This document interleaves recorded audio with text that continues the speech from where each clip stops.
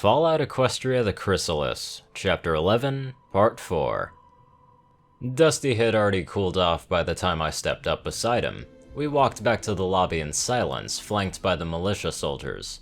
Once we arrived there, we sat on the couches alongside the wall, while the soldiers explained the situation to the pony we had brushed past earlier. As soon as the soldiers left, Dusty called out to him.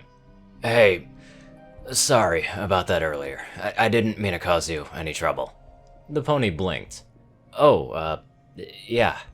He continued casting glances our way until Sickle bared her teeth at him. He then became entirely absorbed with the papers before him. Eventually, Dusty's eyes drifted over to me, more specifically, to the portable terminal strapped atop my saddlebags. While I had left the food and water supplies back into the inn room, I felt much more comfortable keeping the rare and irreplaceable old-world technology on me, even if it was a bit heavy. Something on your mind? I asked. Nothing. Dusty said, sitting back. He then immediately contradicted himself. Was just wondering what interesting information we might find if we could get into that terminal of his. I smiled, keeping my voice low. I could do that. Dusty remained quiet after that. It was only a couple of minutes before Fireline came down the stairs. He eyed us warily as he approached, finally stopping just before Dusty. I understand that you're a mercenary? Dusty frowned. Only when I like the job. Good, Fireline said with a nod. Because Big Gun has offered a contract, 10,000 caps for the capture or death of the pony ultimately responsible for the attack on the caravan.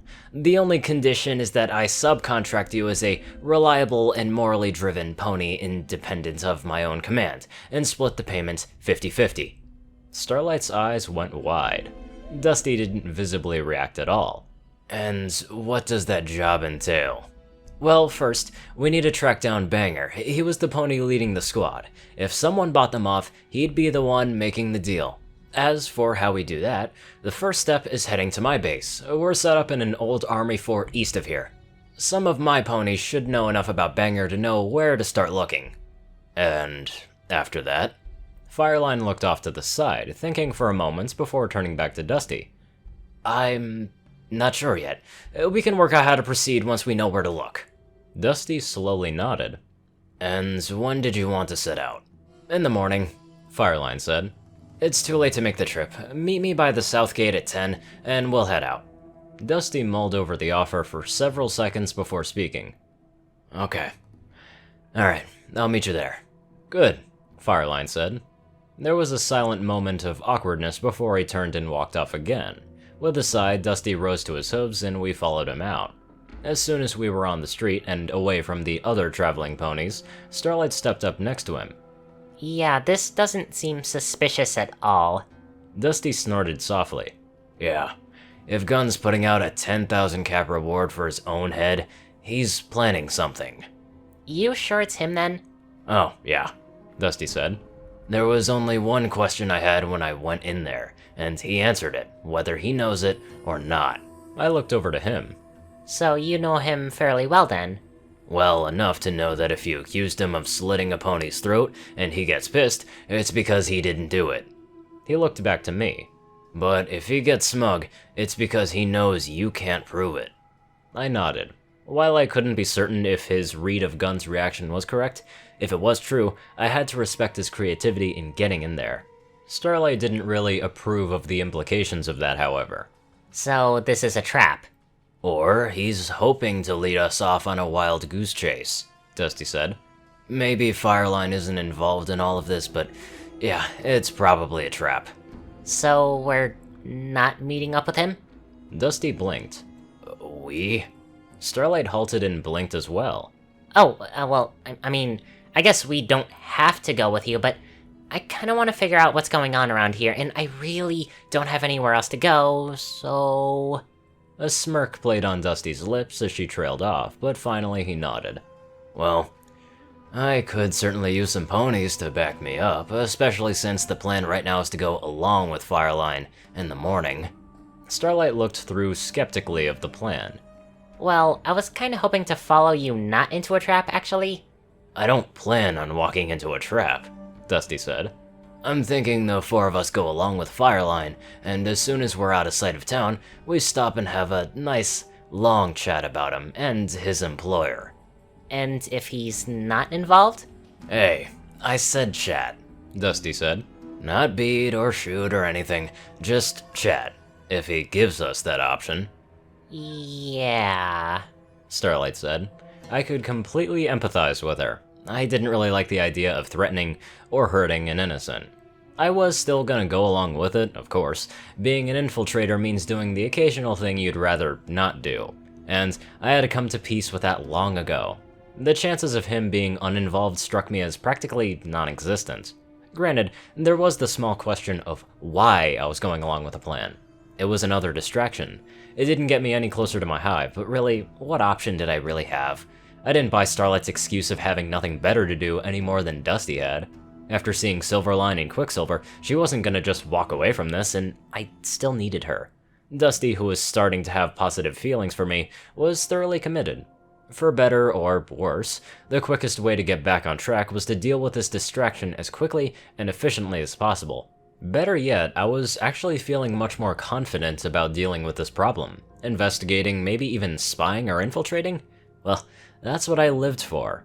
Besides, I just spent just as much time around Silverline and Quicksilver as Starlight did. While I didn't consider myself as impulsive or emotionally driven as her, if this little distraction saw justice done for them, then I could consider it time well spent. Oblivious to my own thoughts, Dusty replied to Starlight.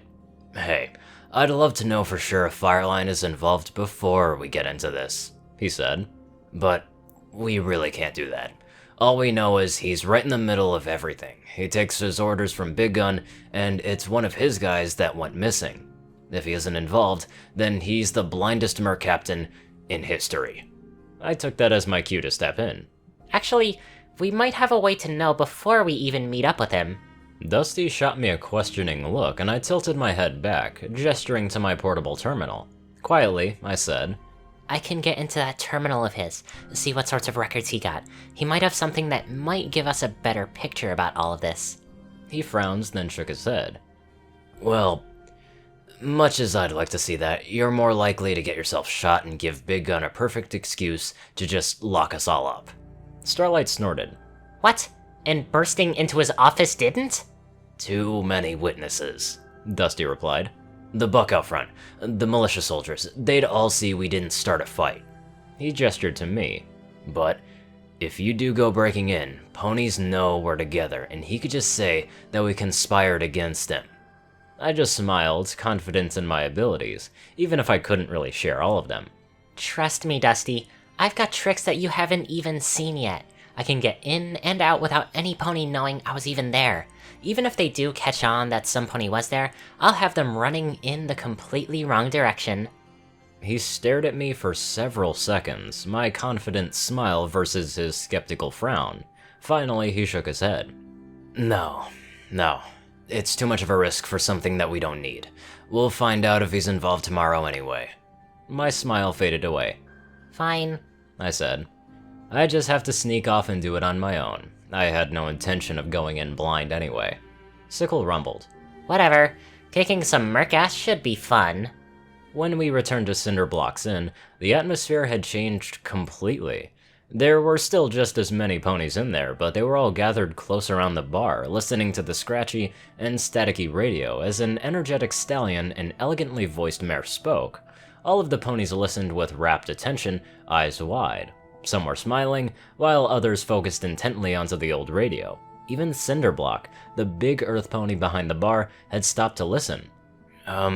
What's going on? Dusty asked, approaching the groove.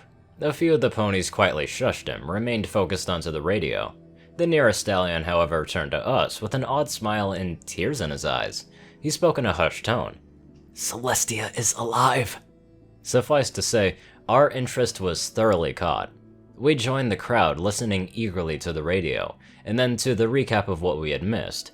There were tales of huge battles in the heartland of Equestria and civil war among the Enclave, of the activation of the SPP towers, and events that had come to be known as the Day of Sunshine and Rainbows, of warlords and heroes, hostile plants and friendly alicorns, of a living princess/goddess, a possibly still living ministry mare, and one very significant little pony, a mare of almost mythological standing who had been at the heart of all of this. I sat and listened and slowly started to piece together a little more of the world around me.